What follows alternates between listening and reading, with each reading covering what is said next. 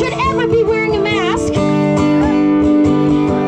When Jason Kenney said, I don't even know how a passport would work in Alberta, that's going to be against our privacy laws. My new favorite is our very own Prime Minister, Mr. Trudeau, when he said the most discriminatory, almost verbatim of what Hitler said. Well, Mr. Trudeau, are you going to tolerate this? Are you going to tolerate us freedom fighters standing up for what this country is made of? Are we going to rise together? Will you take a stand? Or will you bow down and break to their every command? The whole world's watching you. It falls in all our hands. For the true north, strong and free, our home and native land. Freedom, where are you? Please don't turn your back on us now. Many fought and died for you. I pray to God we never lose you. Freedom, where are you? Please don't turn your back on us now. Many fought and died for you. I pray to God we never lose you. Freedom, freedom, oh freedom. Everybody on that last line. Freedom, freedom, oh freedom. That's right, thank you. Wow, thank you so much. All right, Calgary. We have a great lineup here today, and I just want to open. My name's Ryan. I'm MC for today. Hello, everybody. So, this is day 22 of the year 2022. And it's already starting to feel a lot different than the last 2 years. Can you feel it? So what is it? What is it that feels different now? Freedom! Is it the fact that the false narrative imposed on humanity by the government and media over the last 22 months is starting to implode under the weight of its sheer absurdity?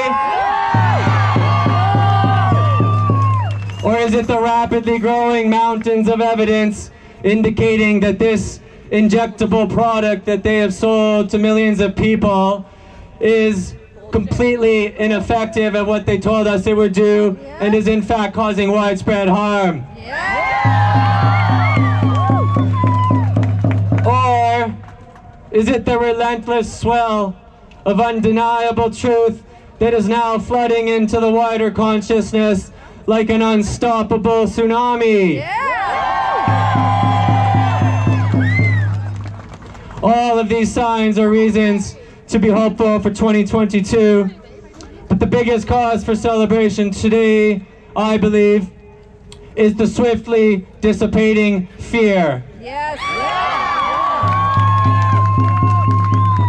The fear that has gripped humanity for 22 long months is starting to lose its hold, and in its place is a rising, empowered action.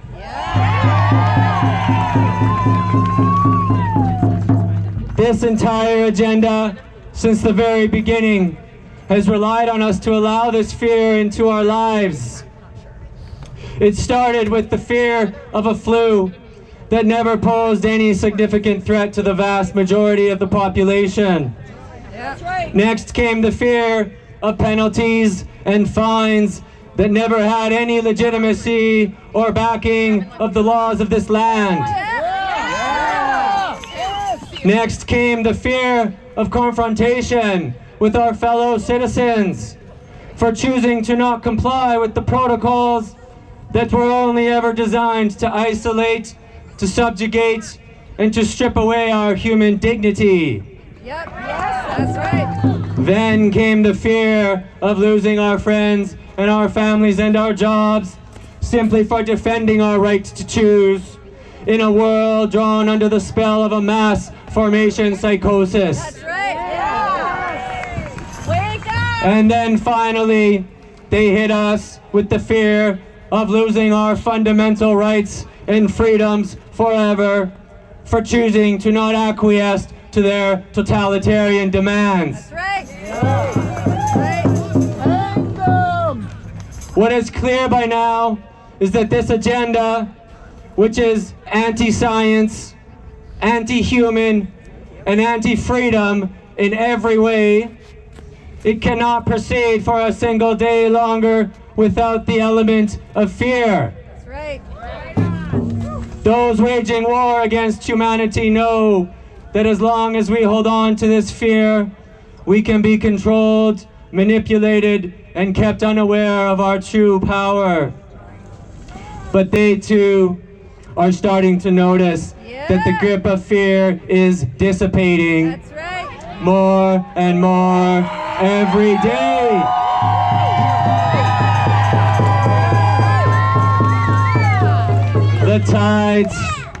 The tides are quickly turning now, and they are becoming very afraid of us, as they should.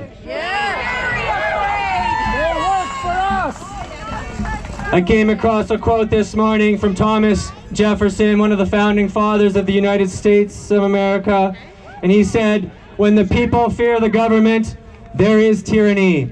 When the government fears the people, there is liberty."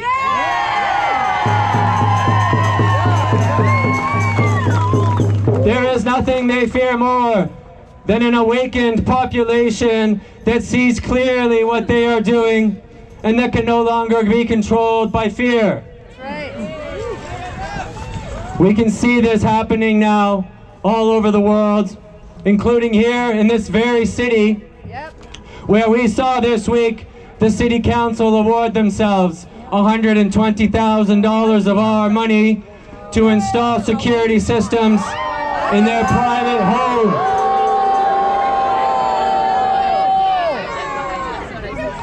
They are doing this simply because they are terrified of a public that is becoming aware of the true nature of the crimes that they are committing. Rather than finally provide the evidence to support their unlawful policies, and rather than engage with the public on these measures that have greatly affected us all, they are choosing to hide themselves from accountability even more. Shame, shame. Like the Wizard of Oz, Yep. they hide behind their walls of fear and illusion as their fortress of lies crumbles around them. The rubble of these lies will become their prison. So this, ladies and gentlemen, is only the beginning of a new year and a new world that belongs to us.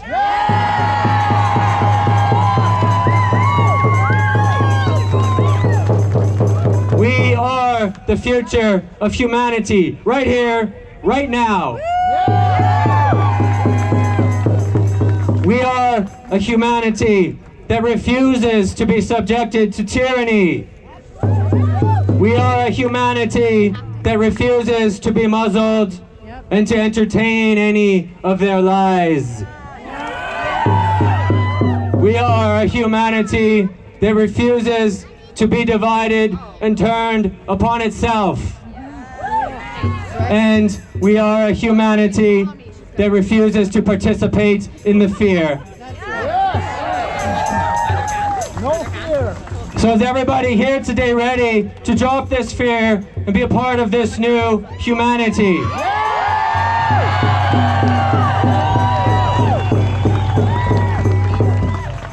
That's good to hear. All right, so we have 5 speakers for you here today. This should take about 40 to 45 minutes, and then we're gonna do our walk. Please welcome, first up to the stage, we have a lady who knows what it means to take action. Please welcome Kim McBride from Action for Canada.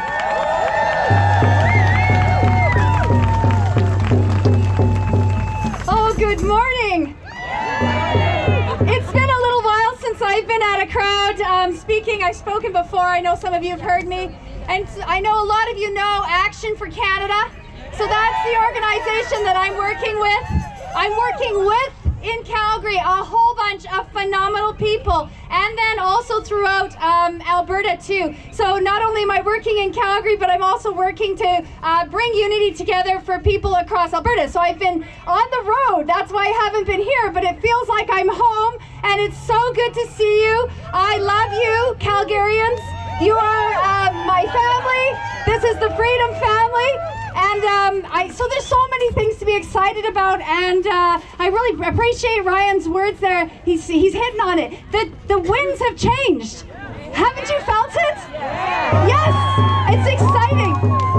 But we have work to do, okay? So savor the moment, because the moment's important to savor so that we can push this through across the end zone. We're in the end zone now, people. It's fantastic.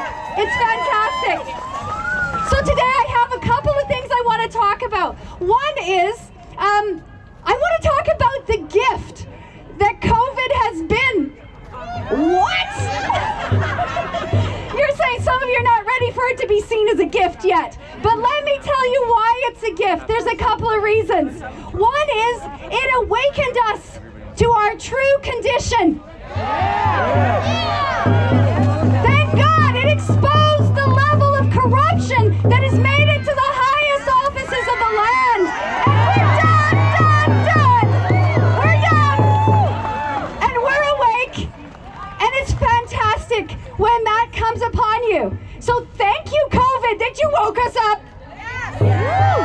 Two, it provided the opportunity for each and every one of us to reflect back on what it is that are our core values as human beings. What makes us human? What do we value most? That's what it returned us to, and you guys are all the frontline ambassadors of that. You guys woke up. You guys know what freedom means because someone's trying to take it from you, so you know now what freedom means, and we need to make sure the rest of our citizens of Canada understand what's at stake. So thank you, COVID. What else did it do? What else did it do? It rekindled the creative human spirit. I'm looking at you guys, and you guys are awesome. None of you looks the same. Every one of you is different, and all these different organizations are bringing out what comes out of the human mind, the beautiful things that come out of the human mind, the goodness in humanity. That's amazing. Yes, we know that humanity can get to the highest levels of evil, but we also know that humanity rises to goodness with our creativity, and we can push past this. We've been working our way around. They put an obstacle in our place, and we go around it. Okay, you're going to do this? We're going around it. Hello.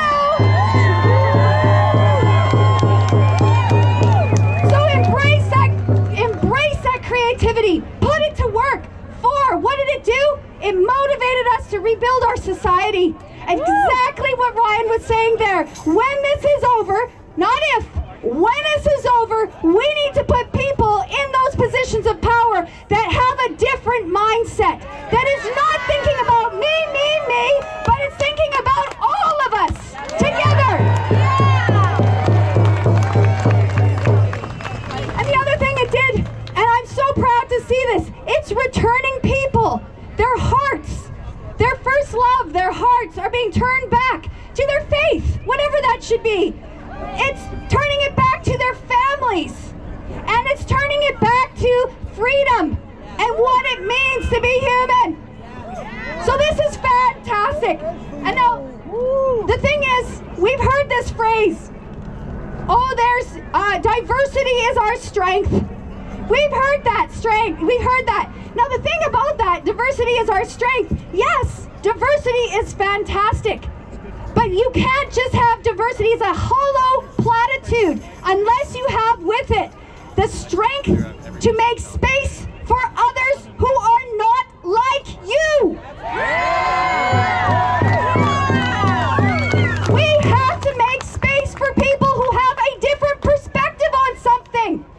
On life, on liberty, on freedom, on how to handle COVID. We need those multiple perspectives, and you guys are all part of that, but we have to make space for that. And we can't say this voice is unimportant or that voice is unimportant. So I wanted to let you know that there is not the magic bullet. And I know I've heard in the travels that I've done, people like, oh, Kim, I wish we could just. And I'm like, if we could just, then it would have happened. But the thing is, this is even better because we now are brought together and we put all of our efforts together across the board from every front, every battlefront in the schools, right? To our politicians, to the business community. We put all of that together and we work, everybody doing their own thing in their lane towards that same purpose. Many battlefronts means many opportunities. And I know I've been asked, and I'm going to make this the last couple of things. People said, don't talk about religion. But I'm going to talk about this religion. And it's the COVID religion. I don't know if you guys noticed it, but there's been the spirit of this COVIDism that came in that says there is only one narrative that's the right narrative. There's only one way, and we get through this through the vaccine. Yeah, right. There is not just one way. But what is that spirit of COVIDism? Well, wherever power and wherever control are to be had in any facet of our life, you will find this religious spirit there. So now we have an opportunity when we step into this new tomorrow. We look back at the past and we say that was a glorious time, strong and free, and we want to bring that forward into the future. And when we bring it into the future, we have to remember to be inclusive and give space for people to celebrate what's most important. So this emergency response plan, it never needed to be a moral issue, but suddenly it became, okay, well, you're a bad person if you do this or that. If you don't conform, you're bad. That is not true. That is not true. You are a good person if you give multiple perspectives. So yes, the tide is turning. There is a ray of hope. I know you guys have heard about what's happening in the UK. They've dropped it. Suddenly, COVID's over.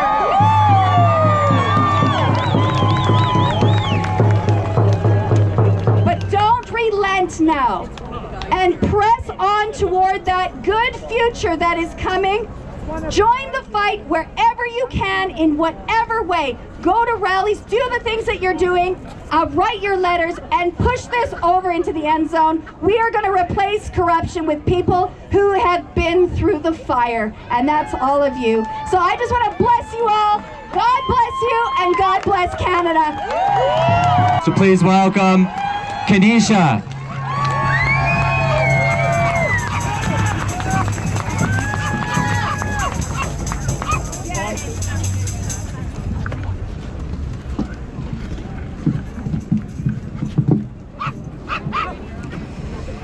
Hi everyone. It's my first time public speaking. This is something I've been avoiding for a long time. It's something I don't do, and those who know me well know that I tend to black out. So if I start making no sense, I apologize. You're a natural! I am so honored to be standing here amongst all you guys today, all you freedom fighters. I would not be here if it wasn't for you guys. Seeing you guys literally warms my heart, and it gives me hope. It gives me hope that no matter how much they try to control us, we will continue to grow in our numbers. I never thought of myself as a leader. I do know, though, that I have a passion for advocating for others. That is one of the reasons why I became a nurse. It is my job to do what is best for you. Period. Our oath is to do no harm. There are many other health and wellness professionals here among us today who have not gone with the narrative and refuse to put you guys at risk.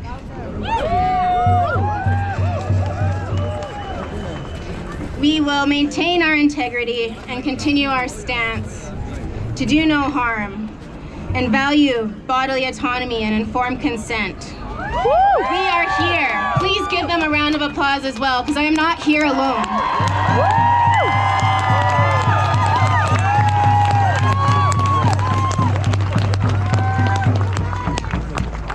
I had to bring my little duck. I was awarded this duck March 2020, and I was Nurse of the Month for March because of my commitment and dedication to help the people. And I will continue to do so, whether I work with AHS or not.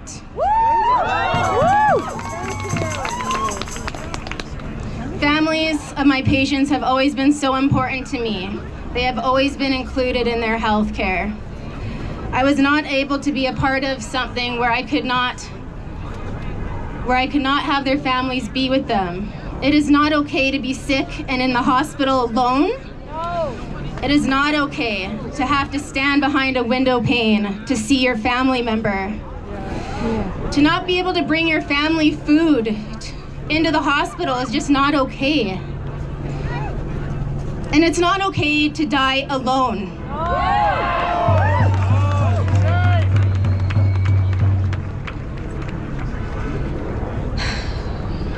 It is not okay to be separated. A hospital should be a place that does not bring fear or separation. We are all here today because we know what is right and we know what is wrong. And because of that, we are a community of freedom fighters.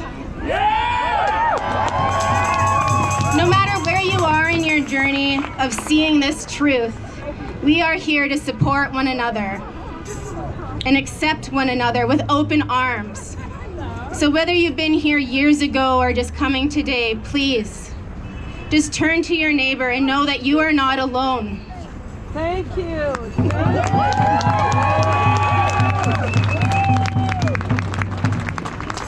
Last October 16th to be exact, will be a day that will be forever engraved in my mind because that was the day that I had scheduled to get AHS's first mandated jab. I canceled both of my appointments. Thank you. Because I had made a promise to myself long ago that if anyone was ever going to take my God-given rights from me, that I was not going to stay silent. That I would always stand up. And I am here to stand up for you guys. And all October 16th was a bit traumatic for me.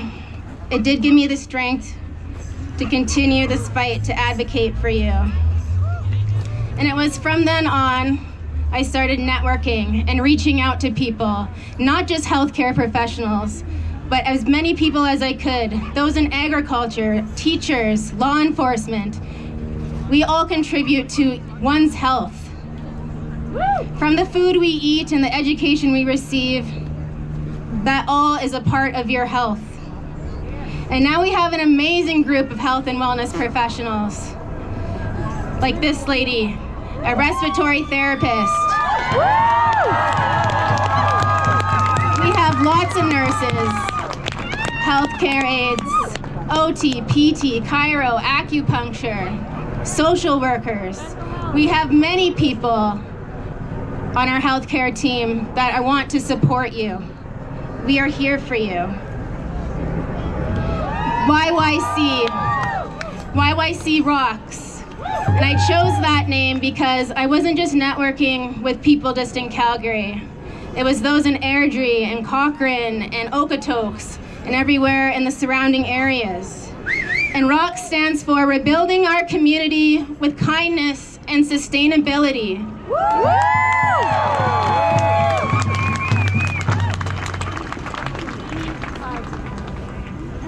We encourage you guys to check out our website. It's still in the making. We're still constructing it. So we appreciate everybody's patience that have already been there and have reached out for us. We are working endlessly to get back to you with all your questions. What is it? YYCrocks.ca is our community hub where all of us freedom fighters can come together and be under one hub and feel safe and connected to one another. This is our grassroots community Whether you're a healthcare professional or a teacher or somebody in law enforcement, or if you're a truck driver or a grocery store clerk, we can all contribute to change and help one another and be healthy again. Through our healthcare collective within YYC, we will be able to provide services of support, education, and advocacy. We want to build a clinic and an educational space where we can grow and be self-sustaining without any kind of government manipulation. We want to build something for the people, by the people, owned and operated for the people. We are here, and we will continue this fight together. Thank you. He's a 17-year-old grade 12 student here in Calgary. As we know, nobody has been more affected by this over the past 2 years than our youth. So please welcome Peter.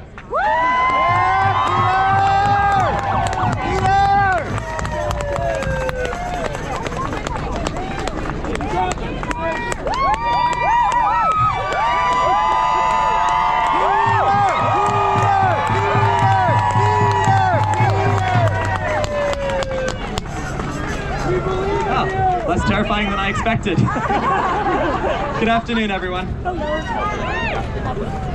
I'm delighted to see so many faces in the crowd today. Now, 2 years ago, I never would have imagined that I'd be standing here speaking to you like this. I didn't exactly envision myself... There we go, in the back.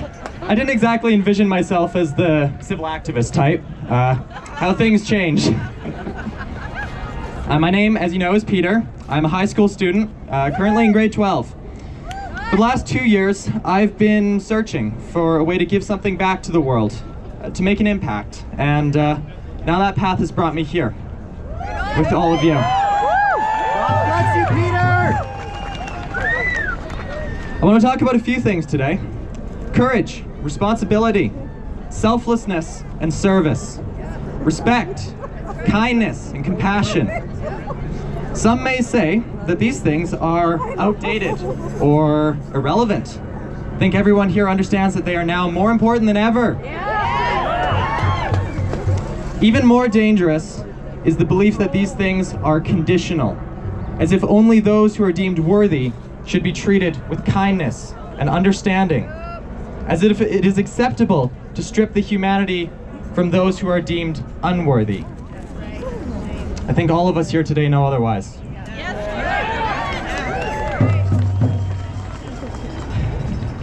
So by now, I expect most everyone here is familiar with Prime Minister Justin Trudeau's notorious interview that hit the fan about a month back. This is the interview in which he expressed his opinions that we don't believe in science. There are often racists and misogynists. Sure, all the women in the crowd got a good kick out of that one. And finally, the Prime Minister asked, do we tolerate them? Imagine that, right? Do we tolerate him? I won't lie, I was rather upset hearing this for the first time. I found myself getting pretty angry. After all, no one really appreciates being slandered by the leader of their country. And it took me a couple days to step back and think, hey, is this really how I want to respond? Are these lies, these juvenile lies, even worth being upset over? And the answer, I quickly decided, was no, on both counts.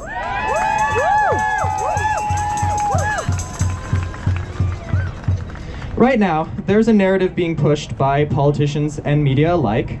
The Trudeau interview is just one more example. This narrative says that people like us, who stand for freedom and truth, this narrative says that we are callous and selfish and angry. Obviously, it's untrue, and laughably so. We all know that their story is completely ridiculous. And the more I thought about it, the funnier it got, and Trudeau's words very quickly lost all their power over me. Yep. Now all they can do is give me an occasional chuckle.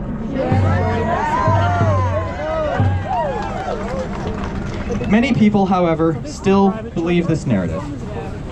Why? everyone who believes it will have their own reasons. They may often include being misled by people in positions of authority, the ever-present propaganda that has inundated the mainstream media, and the silencing of any dissenting opinions. People's isolation, fear, and authentic suffering can all stoke their anger, and they are being told that we, in our selfishness, are to blame. And this is where our response from each and every one of us becomes crucial, because we have a choice. It's tempting to allow ourselves to become angry, to respond in kind, fight fire with fire, but what does that do? It proves them right. It proves that we're exactly who they think we are, angry and hateful and hurtful, and then we've already lost. So what can we do? Words have power only so long as we give them power. And each of us has the power, right here, right now, to render Trudeau's lies impotent. Sounds pretty sweet, right? We can do this by showing the world the truth, that we are kind, courageous, caring, compassionate, and loving. That we brighten the world, not blight it. And in the face of the truth, this divisive narrative will fall away, dissolving like shadows in the bright summer sun of reality. We're seeing it happen already. And it's a beautiful thing to watch. So when we leave here today, we'll be going out into the world, and each one of us will have a magnificent opportunity. We have the opportunity to be kind in the face of cruelty. Oh, where am I? Caring. Caring in the face of callousness. Compassionate towards hardened hearts. Understanding, even to those who misunderstand and hate us because of it. Like attracts like. If we bring out the best in ourselves, it will call forth the best in those around us. And that is a truly beautiful thing to witness.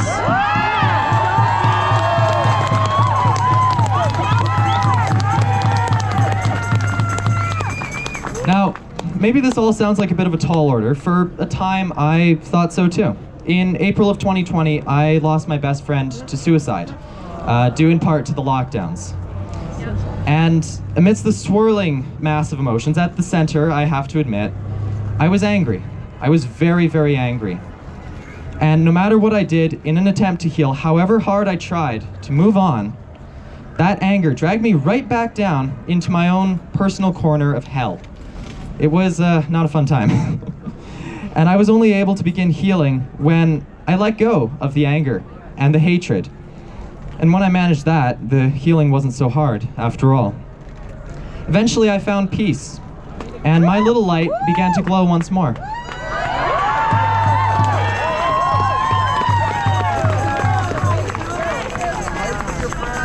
In the words of Mark Twain, anger is an acid that can do more harm to the vessel in which it is stored than to anything on which it is poured.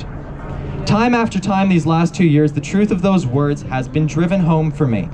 If we allow anger to poison our hearts, it will destroy us all, from the inside out. So when I heard Trudeau's words, yeah, I was angry. And then I decided that I wouldn't allow Trudeau to have that power over me. Yeah. I wouldn't let him fill me up with anger. I wouldn't let him snuff out my light. And instead, I've been practicing reaching out with compassion and understanding and a little bit of humor. It has done good for me, it has done good for the people around me, and I can only hope that it will do some good now for you.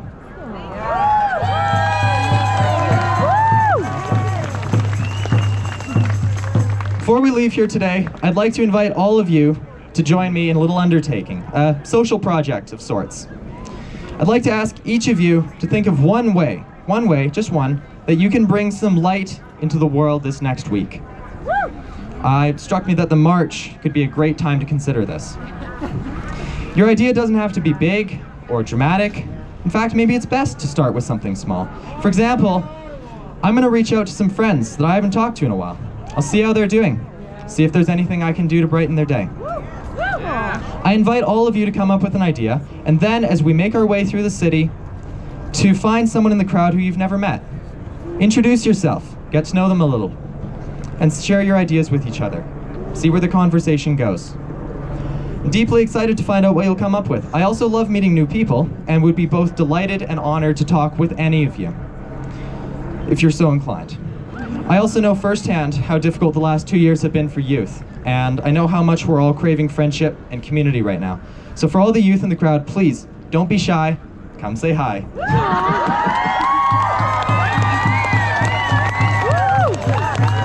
That's all I have to say for today. Thank you, everyone, for listening. Peace be with you all.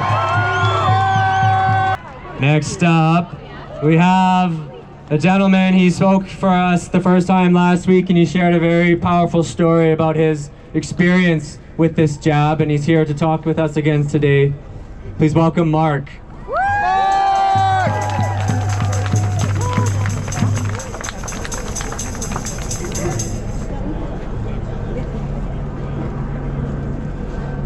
So earlier this week, January 18th, was Martin Luther King Day.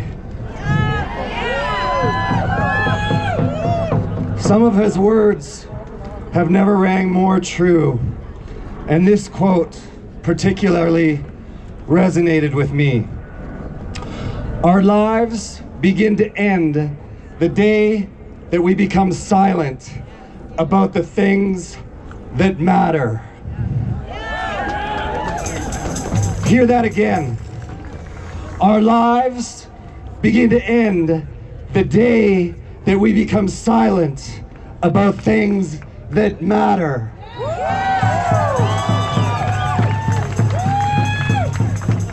So what really matters?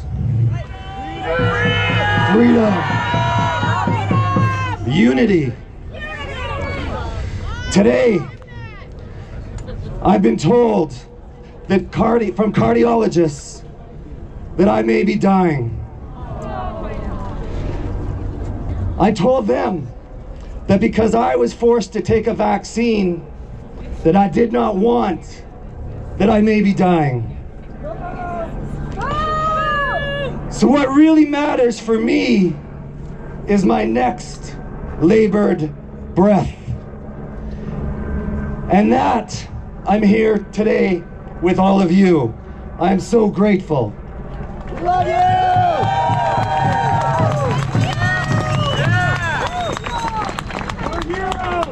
Thank you. For the first year of this so-called pandemic, I was happily quiet, not questioning the news and our supposed leaders, and simply following the science that was so carefully being disseminated to the herd by these experts and our elected officials. I had made an unconscious decision to not listen to my gut and to my heart. Looking back, I chose to neglect the warning signs that were within me that were screaming, "This does not make sense." Fortunately, I was one of the sheep on the outer edges of the flock, and the messaging from the shepherds was beginning to resonate less and less, until finally I found myself alone with my thoughts, trying to delve into what was actually happening to me and the insanity that had seeped into this society. 4 things happened that caused me to wake up. The first was my 16-year-old son's drug addiction. The second was being forced to choose between my son and that poison. The third was seeing the world through the eyes of my 15-year-old daughter as she twice tried to end her life. And the fourth was the severe adverse reactions I've had since I took the Pfizer vaccine on September 14th. and the utter lack of help that I've got since I was told that I now have ischemic heart disease. We still love you. Thank you. So now I've become another number in their propaganda. I'm labeled as an unvaxxed and a burden on the healthcare system.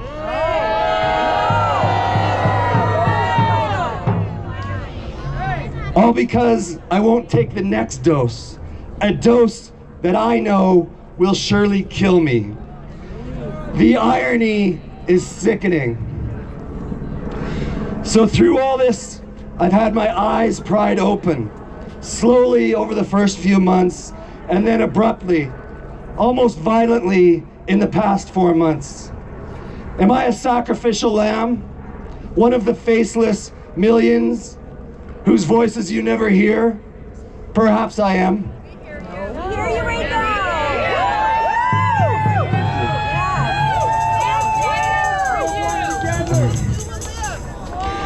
Well, today I'm here to tell you that I've made a choice to live each day not like a lamb, but like a lion.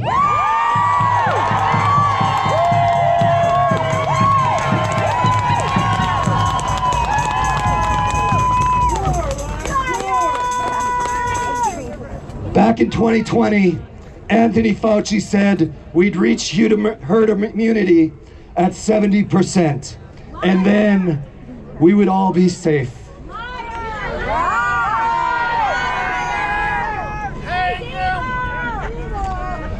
I think that figure might be right, that we will reach herd immunity, but it's when 70% of the people have woken up and just say no.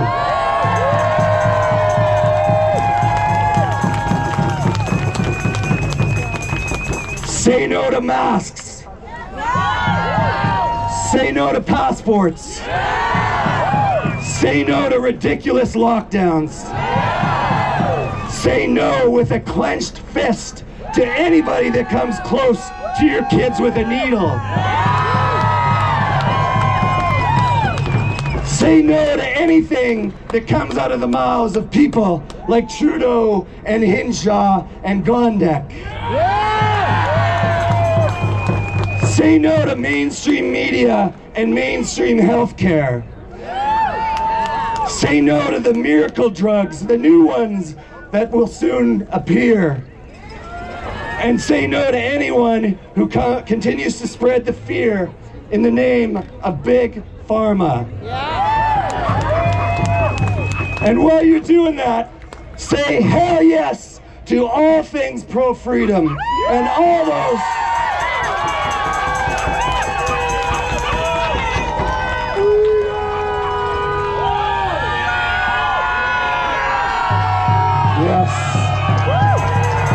freedom! Freedom!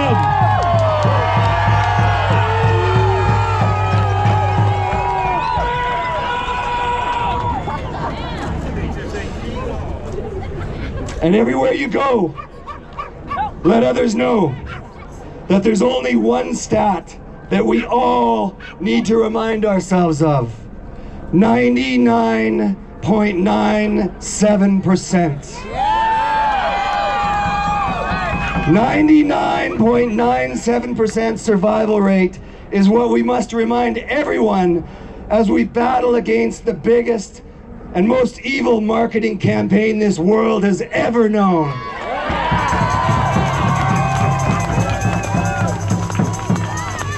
We are literally swimming through a sea of mass psychosis. It's not here. And feel that freedom, because there's no mass psychosis here. We're in a world where those who've been indoctrinated are pointing fingers at us for trying to free them from their chains. I came across an elderly lady, her car stuck in an alley. Her tires were just spinning. Almost without thought, the Good Samaritan me decided to lend her a hand. As I approached her car, I could see her masked face. Her eyes looked wild with fear. I calmly told her stop trying to go full speed ahead. She roared the engine even harder, going nowhere and becoming more stuck. When I asked her to roll down her window, she yelled at me through the glass, "Go away! You don't have a mask, and I don't want your help." As I backed away, I smiled, and I simply said, "Okay, good luck. I hope you get the help you need."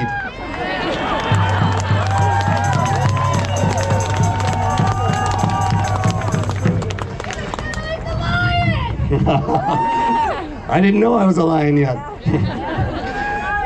But this is the world that we now live in now. I felt truly sorry for this woman and her fear.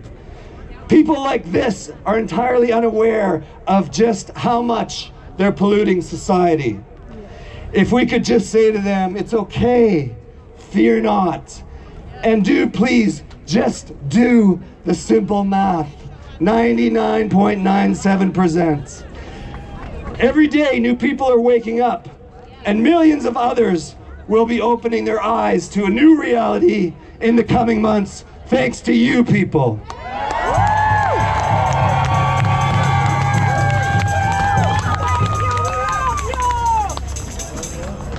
Let's be there to welcome them as they stray from their flock.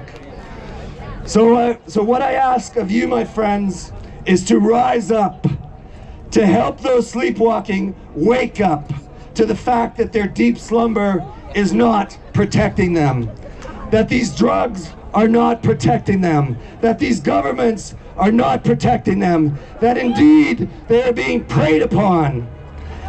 And by opening their eyes, by questioning their realities, and by questioning the authorities they once trusted, we will actually find our safe place together.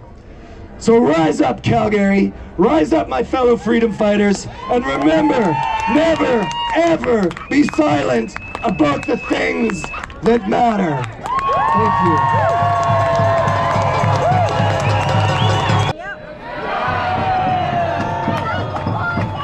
So our last and final speaker here today spent 24 years serving this city on the Calgary Police Force.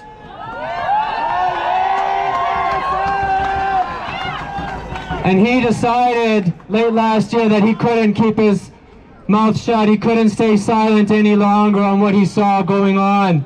So he spoke up and he raised his voice and he paid the price and he lost his job for this. And he's here today so that he can talk to us now. Please welcome Brian Dennison.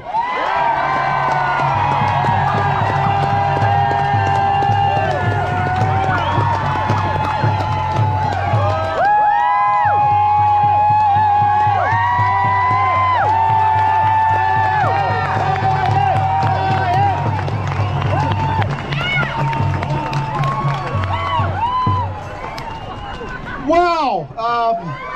There's a lot of people out there, and I'm not used to standing in front of crowds, but I guess I'm going to have to start getting used to it. And I'll hold the mic closer. How's that?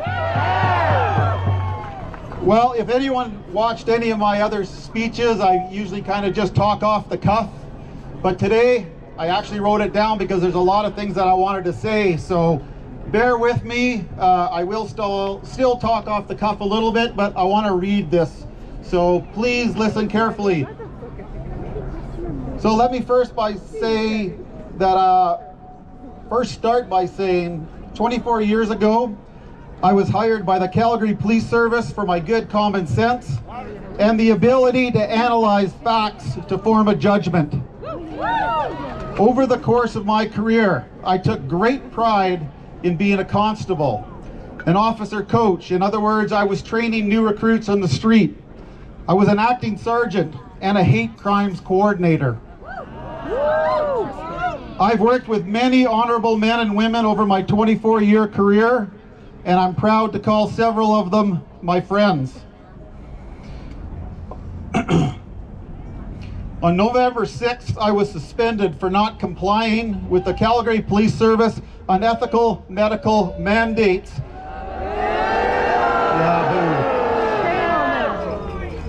And they charged me with discreditable conduct and insubordination.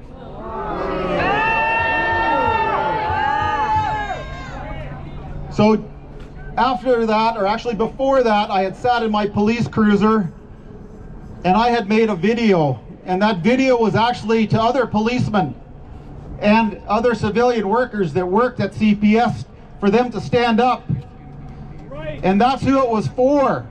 And I sent it out to my group of 174 people, and it's now made it around the world.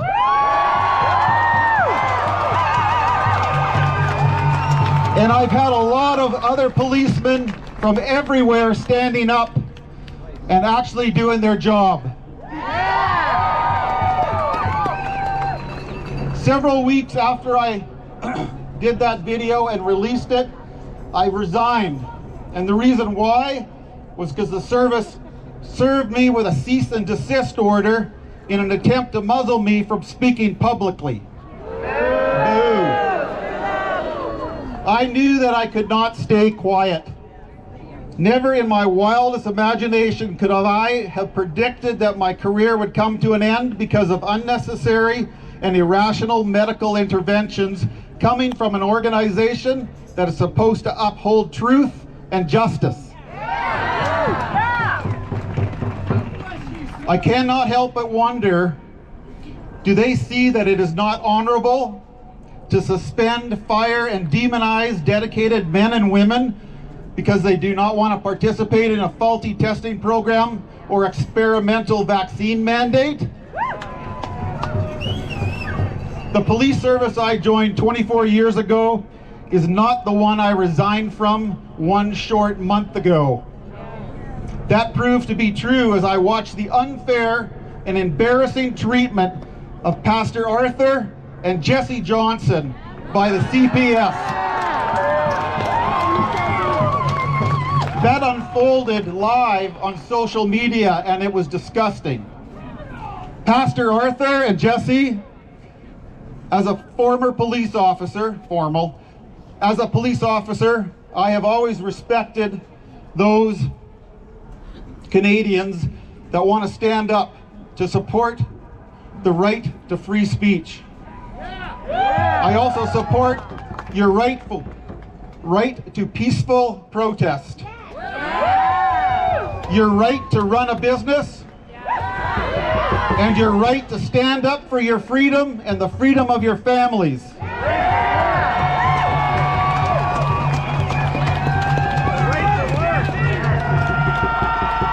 Freedom!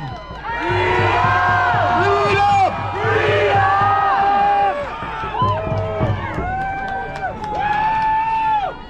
Our Constitution protects the rights and freedoms and choice. However, it seems to me that our federal and provincial governments do not understand or respect the Charter of Rights and Freedoms written into the Constitution of Canada that applies to all Canadians. The Constitution is the supreme law.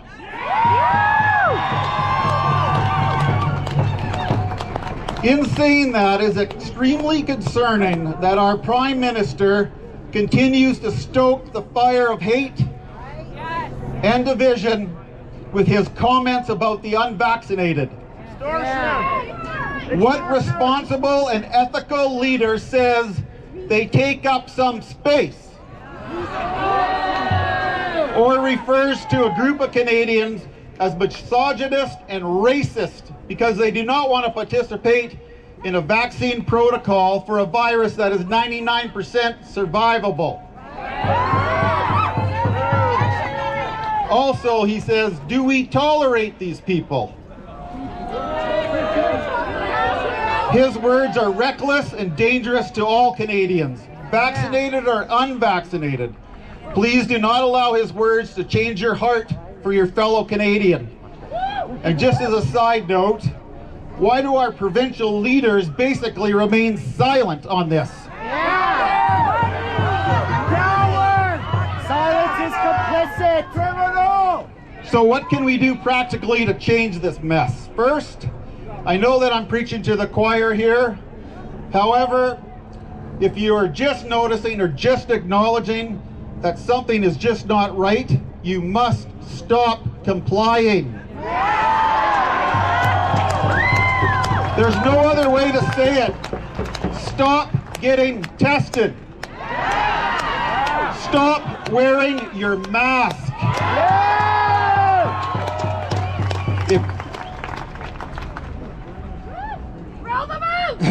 Sorry, I lost my place.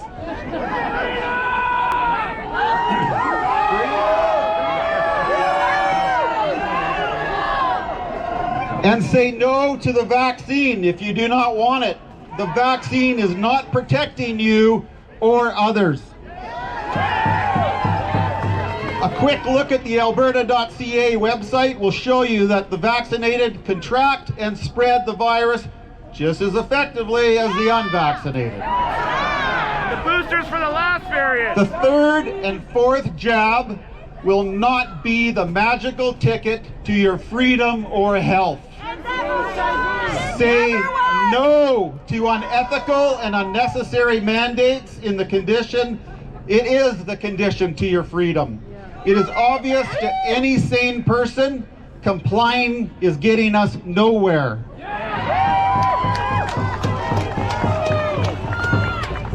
I'm bringing it around.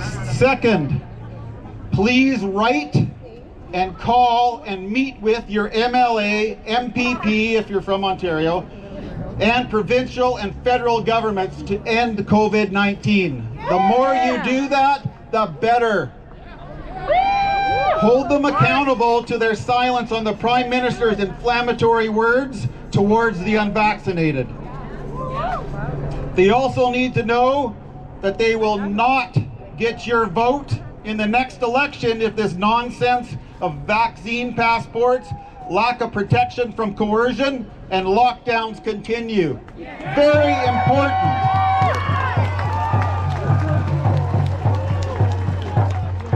A few weeks ago, I accepted an invitation to sit on an advisory board of Taking Back Our Freedoms. If any of you ever heard of it? Amazing! If you don't know how to contact a local government or your MLA, join tbof.ca, where you can meet, find, and email them. It's an honor that statesman Brian Petford is the chairman of TBOF. Damn right! And any of you that know him, he is the last living First Minister that helped negotiate and sign the Constitution of Canada to include the Canadian Charter of Rights and Freedoms. If anybody knows the Charter of Rights and Freedoms, it's this man. He knows. He does. Also, I'm also a member and sit on the board of frontlineforfreedom.com. For those that know that. Yeah. It's an organization that's available for all frontline workers for support. It has a charitable arm for practical resources for those who are struggling. Please reach out. Third, keep going to these rallies. It doesn't matter if it's cold. Keep coming out. It's important for people to see. All these people in these buildings are watching. Let them watch. This is freedom.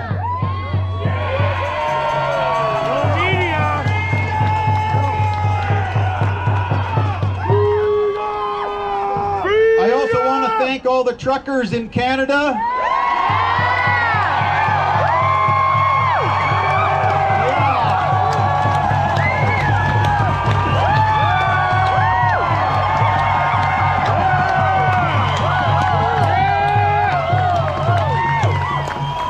They have my respect.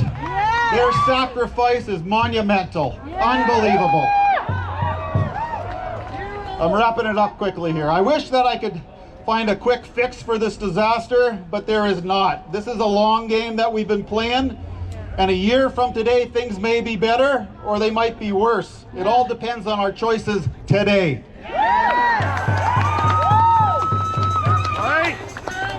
You have to make personal and financial sacrifices, especially if you're one of those that is going to lose your job for not complying. If you have dependent children, you already know the fight and sacrifices that you need to make to protect them. Parents, do not let your rights, do not let right to make medical choices for your kids be hijacked. by the government or the public school board. Be brave and consistent. Now, for all the CPS out there, listen up. This is for you. I want to speak directly to the CPS, both all the constables and sergeants here, and also for the executive leadership team that is listening, Chief Mark Neufeld.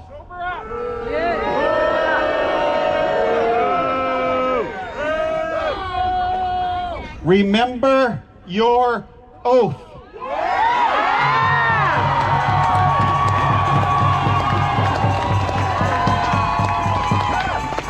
It's not good enough to say, I'm just following orders. Historically, just following orders has been an excuse for good people to turn their backs on what they know is right. Stand up. It didn't happen well for people in the 30s and the 40s, and it's not going to go well today. Again, just want to let the chief know, and the constables and sergeants and everyone here, CPS has core values, and here they are. Respect. Honesty. Compassion. Courage. Courage to stand up for what is right, even though it might be hard. Fairness. Accountability. And integrity. As a member of the CPS, ask yourself, do you act by these values, or are they simply words on a page?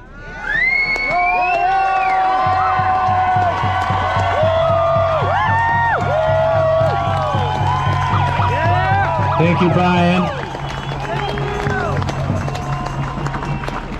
Maybe, just maybe, this is the year we'll see more people like Brian stepping up. I hope so. All right, we're getting ready to walk. I just have a couple announcements. As you guys know, there's a lot of talk about trucker convoys. Just trying to get together, hear what's going on. So tomorrow morning at 8:30 a.m., meeting at Alpine Park in South Calgary, there's going to be a slow roll. Leaving at 9 a.m., they're going to do 3 to 4 loops around the ring road, staying in the right lane, 10 kilometers an hour below the speed limit. Anybody can join. This is a police-sanctioned event. And it's happening in cities across the country as well tomorrow. The following day, Monday morning, at 7 a.m. from the Flying J gas station by the Deerfoot Casino is departing the main convoy that's on its way to Ottawa. So if you want to go there and see them off from the Flying J, or people can line up on 16th Avenue east of the Stony Trail to see them as they head out on the Trans-Canada Highway. There's another group part of our community here. They started last night at City Hall at 7 p.m.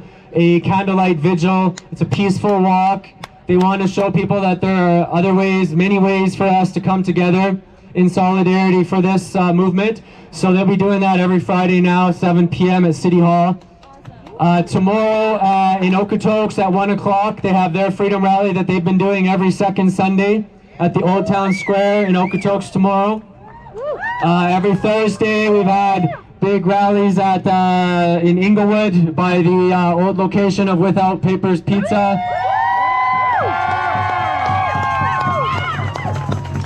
So there's a lot going on. There's a lot more going on. We've been doing this, like I said, a year and a half. We're going to keep doing it. Please follow us on Calgary Freedom Central on Facebook or Telegram to keep up to date so you can join in on these events.